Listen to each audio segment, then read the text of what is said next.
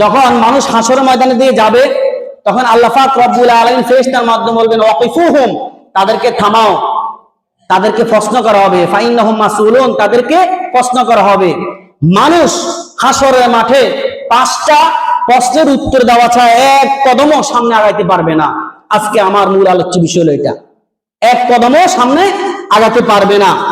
ক্বালা রাসূলুল্লাহ সাল্লাল্লাহু আলাইহি ওয়াসাল্লাম, আল্লাহ রাসূল বলেন, লা তাযুলু কদমা আবদিন ইয়াউমাল কিয়ামাতি হাত্তা ইউসআলা আন উমরিহি ফিমা আফনা। আল্লাহ রাসূল সাল্লাল্লাহু আলাইহি ওয়াসাল্লাম বলেন, কাল কিয়ামতের ময়দানে মানুষ কোন বান্দা আল্লাহ পাক রব্বুল আলামিনের সামনে থেকে 5টা প্রশ্নের উত্তর দেওয়া ছাড়া এক পাও আগাইতে পারবে না, এক কদমও লড়তে পারবে না। হাসর ময়দানে মানুষ যে দাঁড়াবে এটা শুধু 1-2 পা রাখার মতন যতটুকু জায়গা ততটুকুর মধ্যে দাঁড়াবে 50,000 বছরের হবে। তো প্রথম নম্বর হলো কি? প্রথম নম্বর প্রশ্ন হবে আল্লাহ রাসূল হাত্তা ইউসালা আন উমরিহি ফিমা আফনা। প্রথম নম্বর প্রশ্ন হলো তোমার যৌবনকাল কিসে ব্যয় করেছো? যৌবনকাল কিসে ব্যয় করেছো? অবশ্যই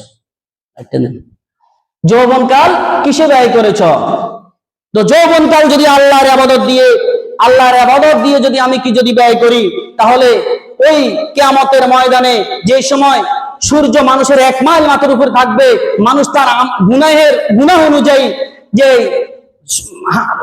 সে কি করবে, ঘামের মধ্যে কারো ঘাম হাঁটু পর্যন্ত, টাকনু পর্যন্ত, কারো গাম মুখ পর্যন্ত থাকবে, কোমর পর্যন্ত থাকবে, গুনাহ অনুযায়ী কেউ সাঁতরাইতে থাকবে। এমত অবস্থায় যে যুবক তার জীবন ব্যয় করেছে আল্লাহর ইবাদত দিয়ে, ওয়াশাবুল্লাযিনা শাফি ইবাদাতিল্লাহ, যে যুবক তার জীবনকে সাজিয়েছে, তার যৌবনকে সাজিয়েছে আল্লাহর ইবাদত দিয়ে, সে ব্যক্তি আরশের নিচে ছায়া পাবে। তখন জিজ্ঞাসা করবে যে তুমি যৌবন কি কাজে ব্যয় করেছো? কি আল্লাহর ইবাদত দিয়ে যৌবনকে সাজিয়েছো, নাকি মদ জুয়া জেনা ব্যভিচার নারী নিয়া গুনাহ করিয়া আল্লাহর নাফরমানি করিয়া মানুষের উপর জুলুম করিয়া, নাকি তুমি আল্লাহর অবাধ্য হইয়া নামাজ না পড়িয়া শরীয়তের দ্বার না দাঁড়িয়া তুমি এইভাবে জীবনটা কাটিয়ে দিয়েছো, নাকি ইবাদত দিয়ে কাটিয়ে দিয়েছো? এটা হলো প্রথম প্রশ্ন। দ্বিতীয় নম্বর প্রশ্ন হলো আন ইলমিহি মা আমিলা বিহি, আল্লাহর দেওয়া হুকুম, আল্লাহর নবীর দেওয়া তরিকা, আল্লাহ রাসূলের তরিকা যতটুকু জানতে পেরেছো, দ্বীনি ইলম যতটুকু জানতে পেরেছো, দ্বীনের জ্ঞান যতটুকু জানতে পেরেছো, কতটুকু আমল করেছো? এখন আমরা তো বলি যে আমরা তো যারা জানে তারা জাহান্নামে আগে জ্বলবো, আর যারা জানে না তারা কি জাহান্নামে যাবে না। নামাজ না পড়া কে না জানে যে নামাজ না পড়া গুনাহ? রোজা না রাখা এটা গুনাহ কে না জানে? হারাম খাওয়া এটা গুনাহ কে না জানে? সবাই জানি, কিন্তু আমি না জানার ভান করি, সেদিন বাঁচা যাবে না। আর একটা কথা হলো তলাবুল ইলমি ফরিদাতুন আলা কুল্লি মুসলিম, দ্বীনি ইলম শিক্ষা করা প্রত্যেক নর-নারীর উপর ফরজ ছিল। প্রথমে এটাও প্রশ্ন হতে পারে যে তুমি দ্বীনি ইলম শিক্ষা করলে না কেন? তোমার তো সুযোগ ছিল, সুযোগ থাকা অবস্থায় কেন শিখলে না? সুতরাং আমরা জানি আল্লাহর অবাধ্য হওয়া হারাম, নামাজ না পড়া হারাম, আমরা গুনাহের কাজগুলো সম্পর্কে অবগত আছি। তাহলে সুতরাং আমি যতটুকু আল্লাহর দ্বীন জেনেছি ততটুকু অনুযায়ী কি আমল করেছি? আল্লাহ পাক রব্বুল আলামিন জিজ্ঞাসা করবেন আন ইলমিহি মা আমিলা বিহি, তার ইলম সম্পর্কে, দ্বীনের জ্ঞান সম্পর্কে জিজ্ঞাসা করবে। যতটুকু তুমি জানতে পেরেছো তুমি তার কি আমল করেছো? 3 নম্বর প্রশ্ন হবে আন মালিহি মিন আইনা তাসাবা, তোমার ধন সম্পদ কোথায় থেকে অর্জন করেছো? কি হালাল পন্থায় অর্জন করেছো না হারাম পন্থায় অর্জন করেছো? এটার ব্যাপারে প্রশ্ন করা হবে। এখন আমাদের ছেলে সন্তান, স্ত্রীকে ভালো রাখার জন্য, পরিবারকে ভালো রাখার জন্য সুদ ঘুষ হারাম অন্যের মাথা ফেরিয়া জুলুম করিয়া কত টাকা অর্জন করি, অথচ শাস্তি ভোগ করতে হবে আমাকে, জবাবদিহি করতে হবে আমাকে। সুতরাং জিজ্ঞাসা করা হবে যে তুমি মাল কোন লাইনে কামাই করেছো? কি হালাল পন্থায় কামাই করেছো নাকি হারাম পন্থায় কামাই করেছো? এটা সম্পর্কে সে জবাব দেওয়া ছাড়া এক কদমও সামনে আগাইতে পারবে না। যেই স্ত্রী ছেলে সন্তানের জন্য আমরা হালাল হারামের দ্বার দাঁড়ি না, আল্লাহ পাক রব্বুল আলামিন বলেন ইয়াউমা লা ইয়ানফাউ মালু ওয়ালা বানুন ইল্লা মান আতাল্লাহু বিকলবিন সালিম। আল্লাহ পাক রব্বুল আলামিন সূরাতুশ শাআরার মধ্যে ৭৭ এবং ৮৮ এবং ৮৯ আয়াতের মধ্যে বলেন যে সেদিন তার কোন মাল এবং ছেলে সন্তান কোনো কাজে আসবে না। একমাত্র কাজে আসবে ইল্লা মান আতাল্লাহু বিকলবিন সালিম, যে বিশুদ্ধ আত্মা নিয়ে আসবে, বিশুদ্ধ অন্তর নিয়ে আসবে, সেটাই তার জন্য কাজে আসবে। তাহলে যাদের জন্য করতেছি তারা কিন্তু আমার শাস্তির ভোগ নিবে না, তারা জবাবদিহি করবে না, আমি জবাবদিহি করতে হবে। অফিমান ফাকা 4 নম্বর প্রশ্ন হলো, যে মাল উপার্জন করেছ সেগুলা কোন কাজে ব্যয় করেছ? হালাল রাস্তায় ব্যয় করেছ নাকি হারাম রাস্তায় ব্যয় করেছ? হালাল পন্থায় খরচ করেছ না হালাল পন্থায় খরচ করেছ নাকি হারাম পন্থায় খরচ করেছ? কি মাদ্রাসা মসজিদে দান করেছ, আল্লাহর রাস্তায় দান করেছ, নাকি তুমি যাত্রা গানের জন্য, যাত্রা ফালার জন্য তাকে সহযোগিতা করেছ, টুর্নামেন্টের জন্য সহযোগিতা করেছ, হারাম কাজের জন্য ব্যয় করেছ? এটা প্রশ্ন করা হবে যে মাল কোন কাজে ক্ষয় করেছ, কি হালাল পন্থায় খরচ করেছ নাকি হারাম পন্থায় খরচ করেছ? মাল হালাল উপার্জন হলেও যদি হারাম পন্থায় খরচ করা হয়, এটার ব্যাপারে আল্লাহ জবাবদিহি করবেন যে এই মালটা তুমি হারাম পন্থায় কেন খরচ করেছ, আমার রাস্তায় কেন খরচ করলে না, হালাল পন্থায় কেন খরচ করলে না? হালাল পন্থায় যেগুলো আছে, স্ত্রী ফ্যামিলির জন্য খরচ করা, যেগুলোর মধ্যে আল্লাহ পাকের হুকুম আছে, আল্লাহ রাসূলের তরিকা আছে, সেগুলো হলো হালাল, এর বাইরে হলো কি হারাম পন্থায়, যেগুলোর ব্যাখ্যা করা এখন সময় নেই। বনি আদম বলে ইয়াকুলু ইবনে আদম মালি মালি, বনি আদম, আদম সন্তান বলে আমার মাল, আমার ধন সম্পদ, আমার সবকিছু। আল্লাহ রাসূল বলেন ওয়াহাল্লাকা মা আকলাতা ফাফনাইতা, তোমার মাল হলো এতটুকু যেটা তুমি খাই শেষ করেছ। ওয়ামা লাবিস্তাফা আবলাইতা, যেটা পরিধান করিয়া শেষ করেছ, এটাই তোমার জন্য, এটাই তোমার মাল।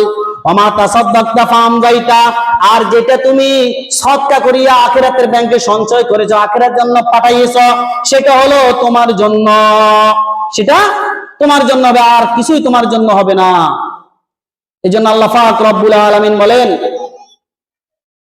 যে ওয়ামা তুকদ্দিমু লিআনফুসিকুম মিন খায়রিন তাজিদু ইনদাল্লাহ, তোমরা আখিরাতের জন্য, তোমাদের নিজেদের জন্য যা কিছু আখিরাতের জন্য প্রেরণ করবে দুনিয়াতে আল্লাহর রাস্তায় ব্যয় করিয়া, তাজিদু ইনদাল্লাহ, সেটাই আল্লাহর কাছে তোমরা পাবে, সেটাই তোমার মাল হবে, সেটাই তোমার জন্য হবে।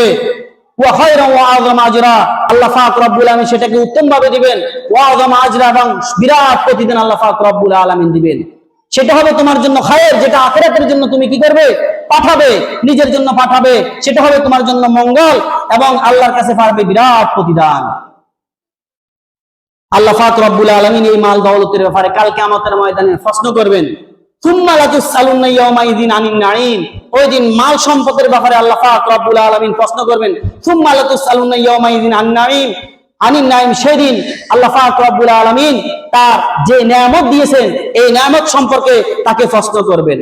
আল্লাহ রাসূল সাল্লাল্লাহু আলাইহি ওয়াসাল্লাম বলেন, ক্বালা রাসূলুল্লাহ সাল্লাল্লাহু আলাইহি ওয়াসাল্লাম ইন্না আউওয়ালা মা ইউসালু আবদু ইয়াওমাল কিয়ামাতি মিনান নাঈমি, আল্লাহ পাক রব্বুল আলামিন কাল কিয়ামতের ময়দানে বান্দার থেকে সর্বপ্রথম বান্দার যে নিয়ামত আল্লাহ পাক দিয়েছেন, এই নিয়ামতের মধ্যে সর্বপ্রথম যে নিয়ামত সম্পর্কে জিজ্ঞাসা করবেন, আইয়ুসালাহু আলাম নুসাহা জিসমাকা, আল্লাহ পাক সর্বপ্রথম তাকে জিজ্ঞাসা করবে, এরে আমার বান্দা, আলাম নুসাহা জিসমাকা, তোমাকে আমি সুস্বাস্থ্য দান করি নাই? তোমার এই স্বাস্থ্যটা কোন কাজে লাগিয়েছো? তুমি বেনামাজির মতন আল্লাহ পাকের অবাধ্য হয়ে এভাবে ঘুরছো, আল্লাহর বিধিবিধান তুমি মানো নাই, লঙ্ঘন করেছো। এই সুস্বাস্থ্যতা তুমি কোন কাজে ব্যয় করেছো? আমার এই নিয়ামত কোন কাজে ব্যয় করেছো? অনারুইকা মিনাল মাইল বারিদ, আমি কি তোমাকে তৃষ্ণার সময় ঠান্ডা পানি দেই নাই? এই ঠান্ডা পানি কে দিয়েছে? তৃষ্ণার সময় যখন এক গ্লাস ঠান্ডা পানি আপনি পান করলেন, আপনার আত্মতৃপ্তি হয়ে গেল, এই পানি কে সৃষ্টি করেছেন? কে দিয়েছেন? আল্লাহ পাক দিয়েছেন। আল্লাহ পাক রব্বুল আলামিন স্বাস্থ্যের ব্যাপারে, ঠান্ডা পানির ব্যাপারে সর্বপ্রথম জিজ্ঞাসিত করবেন। আল্লাহ পাক আমাদেরকে দুটো চক্ষু দিয়েছেন কিনা? ইন্নাস সামা ওয়াল বাসার ওয়াল ফুয়াদা, এগুলো সম্পর্কে আল্লাহ পাক চক্ষু এবং কি অন্তর, এগুলো সম্পর্কে, কর্ণ সম্পর্কে আল্লাহ পাক জিজ্ঞাসা করবেন। দেখেন, একজনের একটা চোখ নাই, তাহলে চোখের কত কোটি কোটি টাকা দাম। যার চোখ নাই সে বুঝে, যার একটা চোখ নাই সে বলবে, সে যদি বলে যে আমি কি করব, 1 কোটি টাকা দিব, আমাকে একটা চোখ আনি দেন, দিতে পারবে না। তাহলে এই চোখের কত দাম। আল্লাহ পাক রব্বুল আলামিন আমাদেরকে যে অক্সিজেন দিয়েছে, অক্সিজেন নিতেছি, হাসপাতালে গেলে অক্সিজেন নিলে কত টাকা লাগে, বিনা পয়সায় আল্লাহ পাক থেকে আমাদের অক্সিজেন নিতেছি, এটার কত দাম। আল্লাহর নিয়ামতে আমরা হাবুডুবু খাচ্ছি কি খাচ্ছি না? যার একটা পা নাই তার পায়ের কত দাম ওই ব্যক্তি বুঝে, যার পা নাই এটা কত কোটি কোটি টাকা দাম এটা সে বুঝে। যার কথা বলার শক্তি নাই সে বলে কথা বলার শক্তির কত দাম। তাহলে পুরা বডির মধ্যে আমরা আল্লাহ পাকের নিয়ামতের উপর হাবুডুবি খাচ্ছি কি খাচ্ছি না?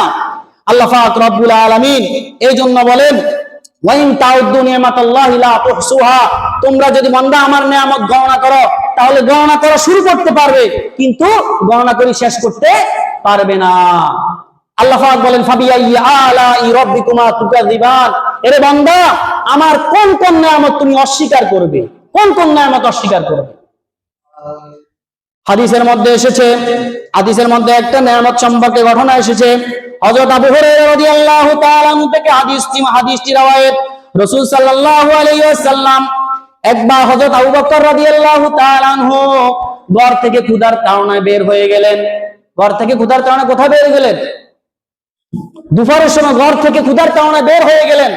বের হয়ে যাওয়ার পরে কিছুক্ষণ পরে হযরত ওমর রাদিয়াল্লাহু তাআলা আসলেন। আসার পরে আবু বকর রাদিয়াল্লাহু তাআলা কে জিজ্ঞাসা করে, ও আবু বকর, তুমি এই অবেলায় কেন এখানে ঘোরাঘুরি করছো? বলে, ঘোরাঘুরি করছি ক্ষুধার তাড়নায়, ক্ষুধার জ্বালায় আমি আর টিকতে পারি না, এই জন্য আমি বের হয়ে গেছি। তখন ওমর রাদিয়াল্লাহু তাআলা বলেন, খোদার কসম, আল্লাহর কসম, আমিও এই ক্ষুধার তাড়নায় আমি বের হয়ে গেছি। তখন দুজন এক জায়গায় বসা ছিলেন। এমত অবস্থায় দয়াল নবী, মায়ের নবী রাহমাতাল লিল আলামিন যখন আগমন করলেন, আগমন করার পরে তাদের দুজনে একই জায়গার মধ্যে পাওয়ার পরে তখন বললে, হে আমার সাহাবী আবু বকর, ওমর, তোমরা এই অবেলায় এখানে কি করছো? তোমরা এখানে কেন বের হয়েছো? তখন তারা বললো, আল্লাহ রাসূল, আল্লাহ রাসূলকে বলবো, আল্লাহর কসম, আমরা আল্লাহর শপথ করে বলি, আমরা ক্ষুধার তাড়নায় টিকতে পারি নাই, ঘরে কোনো খাদ্যের ব্যবস্থা নাই, এই জন্য বের হয়ে গেছি। তখন আল্লাহ রাসূল সাল্লাল্লাহু আলাইহি ওয়াসাল্লাম বলেন, ও আমার সাহাবী, শুনে রাখো, তোমাদেরকে যে জিনিসে বের করেছে আমাকেও সেই জিনিসে বের করেছে।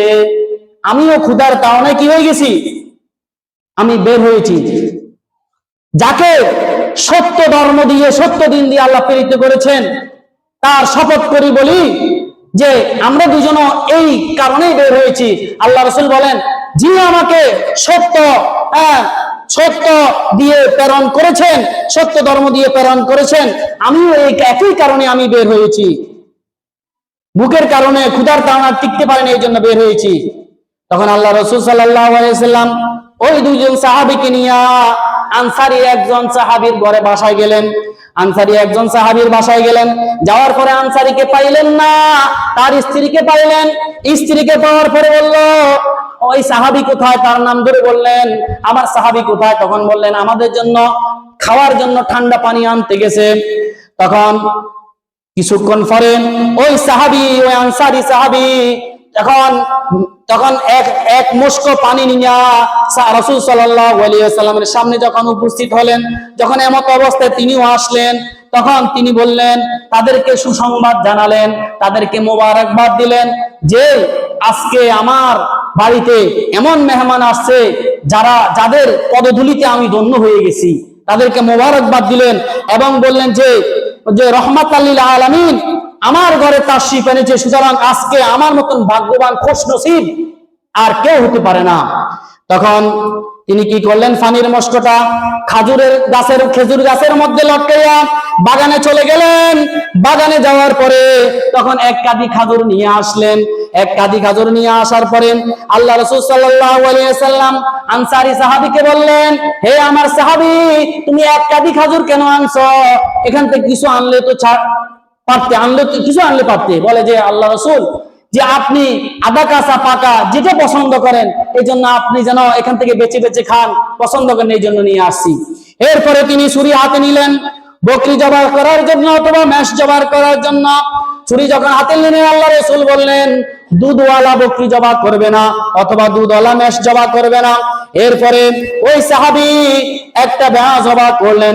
জবাই করার পরে ভালো করে পাকাইয়া আল্লাহ রসুলের সাহাবী সহকারে আল্লাহ রসুলকে যখন খানা খাওয়াইলেন, খানা খাওয়ার পরে তারা আত্মতৃপ্তি হয়ে গেলেন, সাহাবারা খুশি হয়ে গেলেন যে বুকা অবস্থা বের হয়েছে, এখন আত্মতৃপ্তি হয়েছে, এখন আমাদের পেট ভরেছে, তারা খুশি হয়ে গেলেন। এমত অবস্থায় আল্লাহ রসুল সাল্লাল্লাহু আলাইহি সাল্লাম বলেন, হে আমার সাহাবীরা, শুনে রাখো, কাল কিয়ামতের ময়দানে আল্লাহ পাক রব্বুল আলামিন এই নিয়ামত সম্পর্কে জিজ্ঞাসাবাদ করবেন। এই নিয়ামত সম্পর্ক, তখন তারা তাদের চেহারা মলিন হয়ে গেল। আরে কি অবস্থা, কি অবস্থা হবে? আল্লাহ রাসূল বলেন, তোমরা বুকা অবস্থায় ঘর থেকে বের হয়েছ, আল্লাহ কি তোমাদেরকে পেট বাড়াই নাই? এখন পেট ভরিয়ে তোমরা ঘরে যাচ্ছ। সুম্মা লাতুসআলুনা ইয়াওমাইযিন আনিন নাঈম, অতঃপর তোমাদেরকে আল্লাহ পাক রব্বুল আলামিন তোমাদেরকে যে নিয়ামত দান করেছেন, এই নিয়ামত সম্পর্কে আল্লাহ পাক রব্বুল আলামিন তোমাদেরকে জিজ্ঞাসাবাদ করবেন। আল্লাহ পাক রব্বুল আলামিন যে আমাদেরকে অগণিত নিয়ামত দান করেছেন, আমরা কারো থেকে কোনো কিছু পাইলে তার প্রশংসায় পঞ্চমুখ হয়ে যায়। আপনাকে কেউ যদি 10,000 টাকা দেয়, আপনি কি করবেন? ভাই আপনি অনেক ভালো মানুষ, আপনার তুলনা হয় না, হ্যাঁ আপনার মতো মানুষ হয় না, প্রশংসা করি কি করি না? তাহলে আল্লাহ যে আমাকে কোটি কোটি টাকার ধন সম্পদ আমার বডির মধ্যে দিয়ে রাখছে, আমার সম্পদের মধ্যে দিয়ে রাখছে, তাহলে আমরা আল্লাহ পাকের কত প্রশংসা করা দরকার। যে দিবে সে তো কিছু ভবিষ্যতে পাওয়ার আশায় দিবে, তার স্বার্থে দিবে, আল্লাহ বিনা স্বার্থে আমাদেরকে দিয়েছেন। সুতরাং আমরা আল্লাহর ইবাদত করার দরকার আছে না নাই? আল্লাহর নিয়ামতের শুকর আদায় করার দরকার আছে না নাই? তাহলে 4 নম্বর হলো কাল কিয়ামতের ময়দানে আল্লাহ পাক রব্বুল আলামিন জিজ্ঞাসা করবেন, অফিমা আনফাকাহু, আমি যে তোমাকে ধন সম্পদ দিয়েছি, যে তুমি যে কামাই করেছো, ধন সম্পদ গুলো কোন কাজে ব্যয় করেছো? হযরত আনাস রাদিয়াল্লাহু তাআলা আনহু থেকে হাদিসটি বর্ণিত, তিনি বলেন রাসূল সাল্লাল্লাহু আলাইহি সাল্লাম ইরশাদ করেন, কিয়ামতের দিন মানুষের 3টা দপ্তর হবে। একটা দপ্তর হবে নেক আমলের দপ্তর। কিসের দপ্তর হবে? নেক আমলের দপ্তর হবে। আরেকটা দপ্তর হবে যে দপ্তরের মধ্যে লেখা থাকবে তার সমস্ত গুনাহ। আরেকটা দপ্তর থাকবে যে আল্লাহ পাক রব্বুল আলামিন তাকে যে নিয়ামত দান করেছে, এই নিয়ামতের দপ্তর লেখা থাকবে, নিয়ামত লেখা থাকবে। ওই নিয়ামতগুলো দুনিয়া জিন্দেগীর মধ্যে আল্লাহ পাক রব্বুল আলামিন তাকে যে দিয়েছেন, ওই নিয়ামতগুলা সম্পর্কে তাকে জিজ্ঞাসাবাদ করা হবে। আল্লাহ পাক রব্বুল আলামিন সর্বপ্রথম ছোট ক্ষুদ্র যে নিয়ামত, এই নিয়ামত সম্পর্কে তাকে জিজ্ঞাসা করবেন। এই নিয়ামতকে বলবে, এই আমার নিয়ামত, আমার বান্দা থেকে তুমি তোমার মূল্য নিয়ে নাও, আমার বান্দা থেকে তোমার মূল্য নিয়ে নাও। তখন এই কথা বলার পরে এই নিয়ামতটা কি করবেন? তখন ওই নিয়ামত আল্লাহ পাক রব্বুল আলামিনের হুকুমে তখন কি করবেন? তার যত জিন্দেগীর সমস্ত যত নেক আমল আছে, সমস্ত নেক আমলের বিনিময় একটা ক্ষুদ্র নিয়ামত, ছোট, সবচেয়ে ছোট যে নিয়ামত, এই নিয়ামতের বিনিময় সারা জিন্দেগীর নেক আমল নিয়ে নিবে, সারা জিন্দেগীর নেক আমল নিয়ে নেবে। নিয়ে নেওয়ার পরে এরপরে সে আল্লাহ পাক রব্বুল আলামিনকে বলবে, রব্বুল আলামিন আপনার ইজ্জতের কসম, আমি আমার পুরা দাম আদায় হয় নাই, পরিপূর্ণ দাম আদায় করতে পারি নাই। এখন কারণ সবচেয়ে ছোট নিয়ামতের পরিবর্তনে সারা জিন্দেগীর নেক আমল নিয়ে নিছে, এখন আর তার কোনো নিয়ামত নাই, আর কোনো নেক আমল নাই, আর কোনো কি নাই, নেক আমল নাই। এখন বাকি নিয়ামত গুলার বিনিময় কিভাবে নিবে? বাঁচার উপায় আসেনি, বাঁচার কোনো উপায় আসেনি। ছোট নিয়ামতের পরিবর্তে সারা জিন্দেগীর নেক আমল নিয়ে নিছে। আমরা যে শ্বাস প্রশ্বাস নিতেছি, অক্সিজেন নিতেছি, চোখে দেখতেছি, এগুলো নিয়ামত কিনা আল্লাহ? যারা চোখে দেখে না তাদের দিকে তাকাই দেখেন, চোখের কত মূল্য, শ্রবণ শক্তির কত মূল্য। সুতরাং এগুলো আল্লাহ নিয়ামত। কোটি টাকা দিয়ে একটা চক্ষু পাইবেন? তাহলে ছোট নিয়ামতের পরিবর্তনে সারা জিন্দেগি যদি নেক আমল নিয়ে নেয়, তাহলে কি অবস্থা? তখন যখন এই অবস্থা হবে, যখন আল্লাহ পাক রব্বুল আলামিন কোন বান্দার প্রতি রহম করতে চান, দয়া করতে চান, তখন আল্লাহ পাক রব্বুল আলামিন তাকে যদি জান্নাত দিতে চান, তাকে দয়া করতে চান, তখন আল্লাহ পাক রব্বুল আলামিন বলবে, ও আমার বান্দা, আমি তোমার নিয়ামতকে বাড়িয়ে দিয়েছি, নিয়ামতকে দ্বিগুণ করে দিয়েছি, বাড়িয়ে দিয়েছি, এবং তোমার গুনাহ মাফ করে দিয়েছি, তোমাকে জান্নাত দান করে দিয়েছি। কাউকে যদি আল্লাহ পাক মাফ করতে চান, তখন তার নেক আমল বাড়াই দিবেন, তাকে মাফ করে জান্নাত দান করে দিবেন। বলেন সুবহানাল্লাহ। হযরত আনাস রাদিয়াল্লাহু তাআলা আনহু বলেন, কিয়ামতের দিন বনি আদম সন্তানেরা এমন ভাবে উঠবে, একজন অসহায়, একটা অসহায় বকরির ন্যায় উঠবে, একটা অসহায় বকরির ন্যায় আল্লাহ পাকের দরবারে তাকে উপস্থিত করা হবে। একটা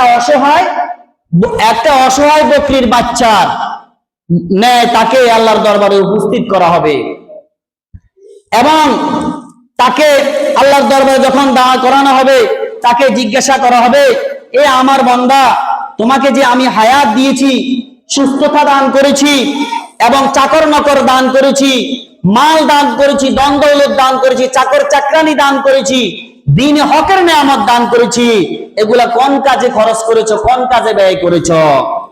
তখন ওই ব্যক্তি বললে, ভাই আকুল ইয়া রাব্বি জামাতু ওয়া সামারতুহু, রব্বুল আলামিন ফায়াকুল ইয়া রাব্বি জামাতুহু, আমি এগুলা জমা করেছি, ওয়া সামারতুহু, এবং এগুলা আমি ব্যবসা বাণিজ্য করে বৃদ্ধি করেছি, ওয়া তারাকতুহু আকসারা মা কানা, এবং আমার পূর্বে যাহা ছিল, মাল সম্পদ যাহা ছিল পূর্বে, তার থেকে বেশি আমি দুনিয়াতে রেখে এসেছি। ফারজিনি, আমাকে দুনিয়াতে পাঠান, আতিকি বিহি কুল্লিহি, আমি এগুলো সব আর আখিরাতে নিয়ে আসবো, আমাকে দুনিয়াতে আপনি প্রেরণ করেন। ফায়াকুলু আরিনি মা কদ্দামতা, আল্লাহ পাক বলেন, ও আমার বান্দা, আখিরাতের জন্য তুমি কি প্রেরণ করেছো সেটা আমাকে বলো, আগে কি পাঠিয়েছো? ফায়াকুলু জামাতুহু ওয়া সামারতুহু, তখন ওই বান্দা বলবে, রব্বুল আলামিন আমি জমা করেছি এবং এগুলাকে বৃদ্ধি করেছি, আগে যা ছিল এগুলাকে বৃদ্ধি করেছি এবং কি করেছি, ওয়া তারাকতু আকসারা মা কানা ফারজিনি আতিকা বিহি কুল্লিহি, এবং আগে যে সম্পদ আপনি আমাকে দিয়েছেন, ধন দৌলত দিয়েছেন, এগুলা থেকে আরো বৃদ্ধি করে আমি দুনিয়াতে রেখে এসেছি। ফারজিনি আতিকি বিহি কুল্লিহি, ফারজিনি, আমাকে দুনিয়াতে আবার প্রেরণ করে দেন, আমি এগুলো সমুদয় সম্পদ আপনার কাছে নিয়ে আসবো। ফাইজান আব্দুল লাম ইউকাদ্দিম খায়রান, তখন বোঝা যাবে এই বান্দা আখিরাতের জন্য কিছু প্রেরণ করে নাই, কোন নেক আমল আখিরাতের জন্য প্রেরণ করে নাই। ফায়ুমজি বিহি লান্নার, এরপরে তাকে জাহান্নামে টেনে জাহান্নামে নিক্ষেপ করে দেওয়া হবে, জাহান্নামের দিকে নিয়ে যাওয়া হবে। আল্লাহ পাক রব্বুল আলামিন এই ব্যাপারে সূরা হুমাযার মধ্যে বলেন, ওয়াইলুল লিকুল্লি হুমাযাতিল লুমাযা, প্রত্যেক সামনে এবং পিছনে নিন্দাকারী তাদের জন্য ওয়াইল, তাদের জন্য দুর্ভোগ। আছে না নাই? সামনে মানুষের নিন্দা করে, সমালোচনা করে, আবার পিছনেও নিন্দা করে, আছে না নাই? ওয়ালা ইয়াগতাব বা'দুকুম বা'দান, তোমরা একে অপরের গীবত করিও না, নিন্দা করিও না। আইয়ুহিব্বুকুম, তোমরা কি পছন্দ করো, আইয়াকুলা লাহমা আকিহি মাইতান ফাকারিহতুমুহু, তোমরা তোমাদের মরা ভাইয়ের গোশত খাইতে কি পছন্দ করো? এটা তোমরা পছন্দ করিচ্ছ, পছন্দ করো না, এটা মারাত্মক গুনাহ। যারা পিছনে এবং সামনে নিন্দা করে তাদের জন্য রয়েছে ওয়াইল। ওয়াইল জাহান্নামের এমন একটা, ওয়াদির নাম, এমন একটা জায়গার নাম জাহান্নামের, যেটা বিভীষিকা এত কঠিন যে অন্যান্য জাহান্নাম তার থেকে দৈনিক 400 বার পানা চায়, তার আযাব এত কঠিন। তো কাদের জন্য এই দুর্ভোগ? ওয়াইল আল্লাযী জামা মালা ওয়া আদাদা, যারা মাল জমা করে এবং গণনা করে, বারবার গণনা করে, আন্নামা লাহু আকলাদা, সে মনে করে এগুলা তার জন্য চিরস্থায়ী, অর্থাৎ এই মাল সম্পদ গুলা তাকে চিরঞ্জীব করে রাখবে, মাল সম্পদ গুলা তার সাথে চিরস্থায়ী থাকবে। সে এটা বারবার গণনা করে আর ফখর করে যে আমার এত সম্পদ, এতখানি সম্পদ, এতটা বাড়ি আছে, এতটা গাড়ি আছে, বারবার সে গণনা করে, সে বারবার গণনা করে আছে আখলাদা, যে তার ধন সম্পদ তার কাছে চিরস্থায়ী থাকবে, চিরকাল থাকবে। আল্লাতি, এবং কাল্লা লিয়ুমবাদান্না ফিল হুতামা, কখনো নয়, এটা ঠিক নয়। লায়ুমবাদান্না ফিল হুতামা, তাকে কি করা হবে? হোতামার মধ্যে, চূর্ণ বিচরণের মধ্যে নিক্ষেপ করানো হবে। চূর্ণ বিচরণ কি? চূর্ণ বিচরণ হলো, অর্থাৎ চূর্ণ বিচরণ কেন বলা হয়েছে? জাহান্নামের মধ্যে কোনো কিছু নিক্ষেপ করলে এটাকে পিষে ফেলে, চূর্ণ বিচরণ করে ফেলে, অর্থাৎ জাহান্নামের মধ্যে তাকে কি করা হবে? নিক্ষেপ করা হবে। চূর্ণ বিচরণের মধ্যে তাকে কি করা হবে? নিক্ষেপ করা হবে। নাবদুন শব্দের অর্থ তুচ্ছ, অর্থাৎ দুনিয়ার মধ্যে ধন সম্পদ, অট্টালিকা, এগুলা সে ফখর করেছে, তার দাম বেশি, টাকাওয়ালার দাম বেশি না? আমরা তাকে অনেক মূল্যায়ন করি, শিক্ষিত লোকের মূল্যায়ন করি না, আলেম ওলামার মূল্যায়ন করি না, টাকাওয়ালার যত মূল্যায়ন করি। আল্লাহ বলেন নবদুন শব্দের অর্থ হলো তুচ্ছ, তাকে তুচ্ছ তাচ্ছল্য করে জাহান্নামে নিক্ষেপ করে দিবে। তখন এখানে তাকে পিষে ফেলবে, তাকে চূর্ণ বিচূর্ণ করে ফেলবে। ওয়া মা আদরাকা মাল হুতামা, আপনি কি জানেন হুতামা কি? হোতামা হলো চূর্ণ বিচূর্ণকারীকে আপনি জানেন, নারুল্লাহিল মুকাদা, প্রজ্বলিত আল্লাহর আগুন। আল্লাহর আগুন বলছেন, আল্লাহর আগুন কত কঠিন, প্রজ্বলিত আল্লাহর আগুন। ইন্নাহা আলাইহিম মুসাদা, এগুলা চতুর্দিকে তাদেরকে বেষ্টন করে ফেলবে, এই আগুনগুলা চতুর্দিকে বেষ্টন করে ফেলবে। ইন্নাহা আলাইহিম মুসাদা আল্লাতী তাত্তালিউ আলাল আফিদা, এটা এমন একটা আগুন, ইন্নাহা আলাইহিম মুসাদা, যখন তাদেরকে পরিবেষ্টন করা ফেলা হবে। আর আগুনটা কিরকম হবে? আল্লাতী তাত্তালিউ আলাল আফিদা, যেটা হৃদয় পর্যন্ত পৌঁছে যাবে। কি পর্যন্ত পৌঁছবে? দুনিয়ার মধ্যে যদি কারো দেহে আগুন লাগে, অন্তরে পৌঁছার আগে সে মারা যায়, কিন্তু এখানে হৃদয় পর্যন্ত পৌঁছবে, মানে ওই জাহান্নামের আগুন তাকে যখন স্পর্শ করবে, তখন হৃদয়ে আগুন লাগলে যে কষ্ট সেটাও সে অনুভব করবে, মারা যাবে না। লা ইয়ামুতু ফিহা ওয়া লা ইয়াহইয়া, মরার মতন সে মরবেও না, বাঁচার মতন বাঁচবেও না। এবং তাফসীরের মধ্যে লেখেন আল্লাতী তাত্তালিউ আলাল আফিদা, অর্থাৎ হৃদয়ের মধ্যে তো কামনা বাসনা, দুনিয়ার লোভ লালসা, তখন আগুনে নির্ণয় করবে এই ব্যক্তি কতটুকু গুনাহগার, তার অন্তরে কতটুকু খারাপ প্রবৃত্তি ছিল, তখন সে অনুযায়ী তাকে শাস্তি দান করবে, এটা নির্ণয় করবে। আল্লাতী তাত্তালিউ আল আফিদা, যেটা হৃদয় পর্যন্ত পৌঁছে যাবে, হৃদয় পর্যন্ত আগুনটা কি যাবে? পৌঁছে যাবে। ইন্নাহা আলাইহিম মুসাদা, এগুলা চতুর্দিকে তাদেরকে বেষ্টন করে ফেলবে। যখন জাহান্নামের মধ্যে তাকে নিক্ষেপ করা হবে, উপর দিয়া বন্ধ করে দেওয়া হবে, চতুর্দিকে আগুন, কোনো ছিদ্র থাকবে না, বের হওয়ার মতন কোনো দরজা থাকবে না। ইন্নাহা আলাইহিম মুসাদা ফি আমাদিন মুমাদ্দাদা, এবং উঁচু উঁচু দীর্ঘ স্তম্ভে তাকে বেঁধে রাখা হবে, অথবা জাহান্নামের ডাকনার মধ্যে থাম গেড়ে দেওয়া হবে, অথবা উঁচু উঁচু লম্বা লম্বা ফিলারের মধ্যে, লম্বা লম্বা স্তম্ভের মধ্যে তাকে বেঁধে শাস্তি দেওয়া হবে। কাদের জন্য? যারা মাল জমা করে, ধন সম্পদ, এবং বারবার গণনা করে, তাকাব্বুরি করে, আমার এত মাল, এত ধন সম্পদ, এত কিছু, তাদের জন্য এই শাস্তি। এগুলা বারবার গণনা করে। আল্লাহ যেভাবে পরিচালনা করতে বলছেন, হালাল ভাবে আল্লাহ রাস্তায় দান করার জন্য বলেছেন, যেভাবে বলেছেন, ওভাবে সে তো কি করে না, ব্যয় করে না। আল্লাহ রাসূল সাল্লাল্লাহু আলাইহি ওয়াসাল্লাম বলেন, মান আতাহুল্লাহু মালান, যাকে আল্লাহ পাক রব্বুল আলামিন মাল সম্পদ দান করেছেন, ফালিউমাদ্দি যাকাতাহু, সে ধন সম্পদের যাকাত দেয় না, মুসিলা লাহু ইয়াউমাল কিয়ামাতি সুজান, আল্লাহ পাক রব্বুল আলামিন কাল কিয়ামতের ময়দানে তার জন্য একটা সাপ নিযুক্ত করে দিবেন। আকরাউ লাহু যাবিবাতানি তাওকুনাহু ইয়াউমাল কিয়ামা, যে টাক মাথাওয়ালা এবং টাক মাথাওয়ালা নীলা চক্ষু বিশিষ্ট একজন একটা ছাপ তার গলার বেড়ি বেঁধে দেওয়া হবে, তার দুই গালের মধ্যে কি করা দেওয়া হবে?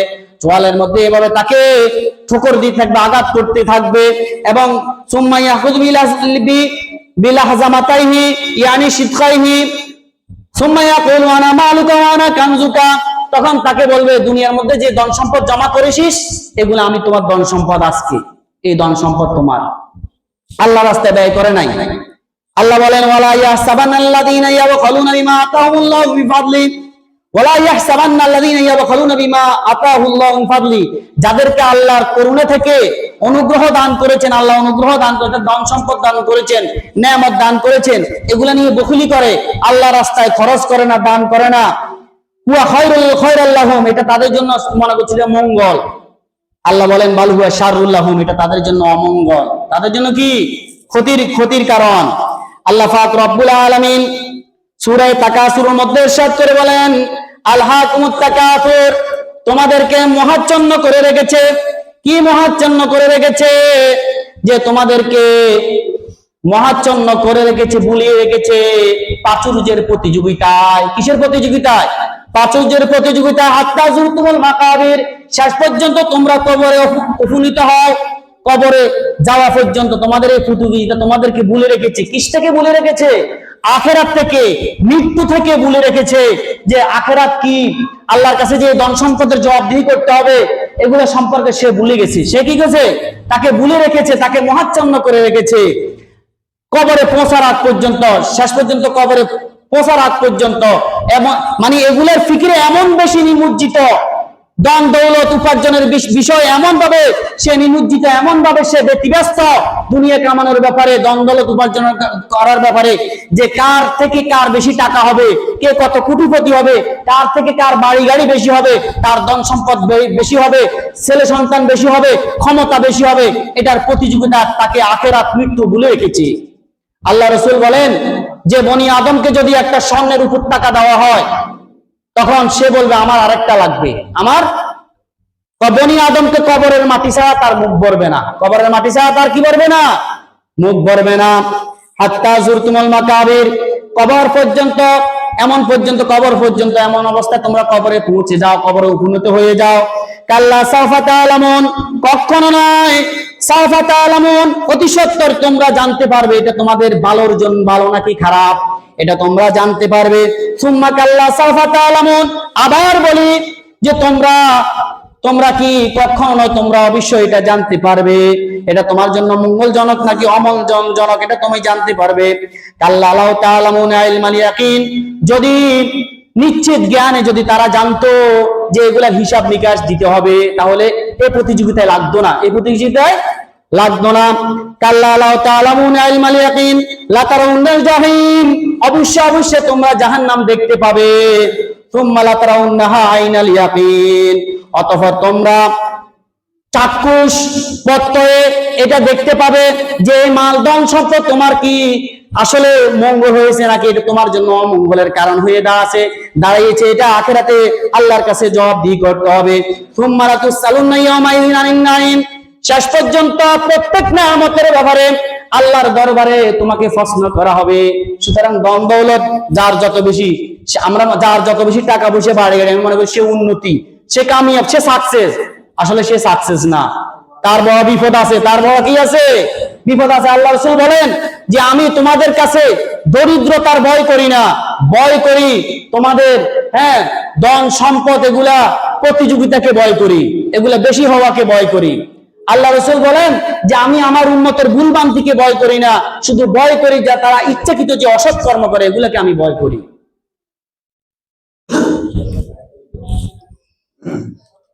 তাহলে ধন দৌলত কামাই করা এটা হালাল তরিকা যদি হয় তাহলে জায়েজ আছে। আল্লাহ রাসূল হাদিসে কি বলে শুনেন, ক্বালা রাসূলুল্লাহ সাল্লাল্লাহু আলাইহি ওয়াসাল্লাম মান তালাবাদ দুনিয়া হালালান ইস্তিফাফান, যে ব্যক্তি দুনিয়া কামাই করলো হালাল ভাবে, ইস্তিফাফানিল মাসালাতি, সে ভিক্ষা বৃত্তি থেকে বাঁচার জন্য দুনিয়ার ধন সম্পদ কামাই করলো, অর্জন করে, ওয়াসাইয়ান আলা আহলিহি, তার পরিবারের ভালো রাখার জন্য, পরিবারের ভরণ পোষণের জন্য, তাদের অন্ন বস্ত্র দেওয়ার জন্য সে কি করে? সে দুনিয়া অর্জন করে, ধন সম্পদ অর্জন করে। ওয়া তাআফফুফান আলা জারিহি, প্রতিবেশীর প্রতি সৎ আচরণ করার জন্য দুনিয়া অর্জন করে।